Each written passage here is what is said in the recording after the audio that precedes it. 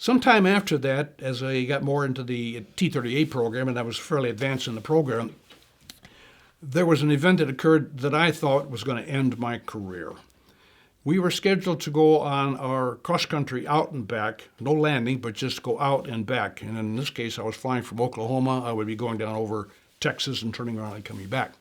And we were scheduled for our takeoff times in the afternoon, and I was fairly late on the takeoff. I was very well down on the takeoff. So I was in the flight room doing my flight planning with my maps and everything. And all of a sudden the commander jumps in and says, "Finton, you're next, get going." "What? I'm not done fighting. Get going, you're out there." "Oh my, well, okay." So I scooped up my maps and my calculators and went to the equipment room, got my stuff, went out there. And of course, my airplane was way down at the other end of the tarmac. So I ran all the way down there, put my stuff in the cockpit, got ready to go, and I don't have my helmet. Well, okay, so I can't fly without my helmet. And of course, the flight room is way down at the other end of the tarmac. And I'm thinking, I've got to take off now. Well, fortunately, there was a staff car sitting right over at the edge of the tarmac there, and a driver. And I thought, oh, I went over there and talked to the guy. "Can you drive me down and get my helmet?" And he said, "Sir, I'm here with the base commander." "We'll just be a couple of minutes." "Sir, I'm here with the base commander." "We'll just be a couple of minutes." Okay, so I talked him into it. He took me down there, and we came back. And of course, by then, the base commander was standing out there wondering what happened to his staff car. I explained to him what was happening. I got in my airplane, and I took off.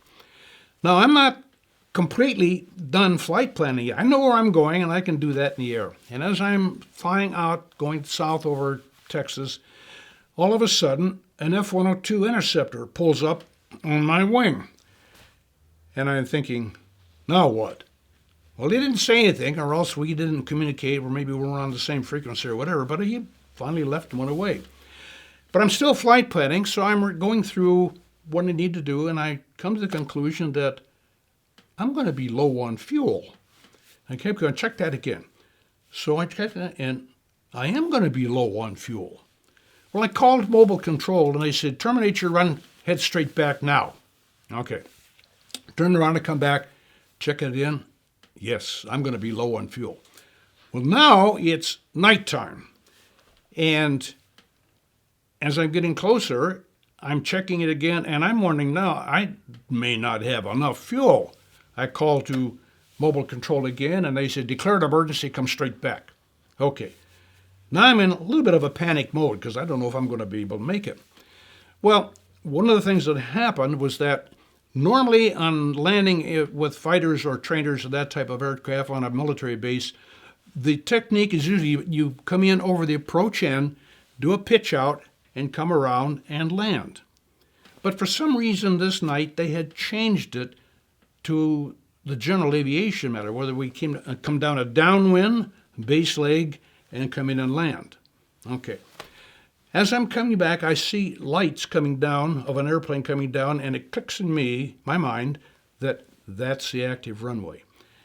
And as I came in there, I came in and made the approach on the runway the wrong way, and another airplane was taking off at the same time, and he called mobile, and he said, "There's somebody entering the wrong way."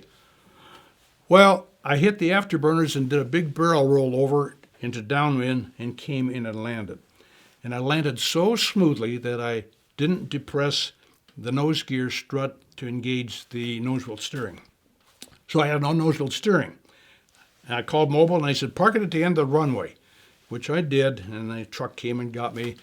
And I was the epitome of dejection right there. I said, "That's it. There's my Air Force career right. I'm done." Went in, and the commander sat down and said, "Tell me the story." Well, I began talking, and in the meantime, another student came in, and he had had all kinds of problems, and the commander was kind of distracted. And then another one came in. He had troubles. And finally, he got up, and when we all got in there, he got up and said, "Let's just forget tonight, all right?"